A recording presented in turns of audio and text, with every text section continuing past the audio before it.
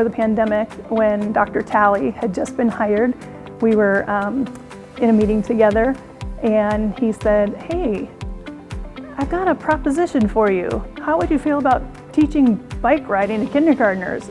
I was the one who said, yes, I would do it and pilot it for our district. And so last year I got 25 14-inch Strider bikes and started with my kindergartners last year. And this year, our kindergartners are again learning to ride bikes. The kids have loved it, and so they get very giddy and excited when they come in, and some can already ride a bike when they get here, and some have never been on a bike. So that's exciting, that because we're all learning at our own speed. About 54% of Americans do not know how to ride a bike, and so being able to learn how to ride a bike early, because biking gets you to be able to go a lot of places that you maybe couldn't, a little sense of freedom and great exercise.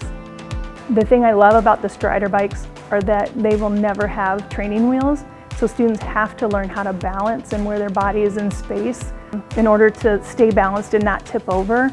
So once they master that balance part, that's when they earn their pedals, and then they can start to add the pedaling into that balance part.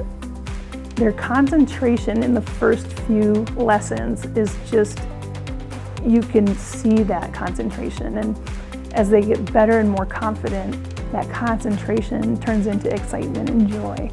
And that's kind of a neat thing to see, a little face so really concentrating to like, wee-hee, I'm going. The things that kids learn through sport and play is so much bigger than just the rules of games, or how to do a push-up or whatever, and it kind of prepares them for outside life and lifelong activities, and it's what I love to do.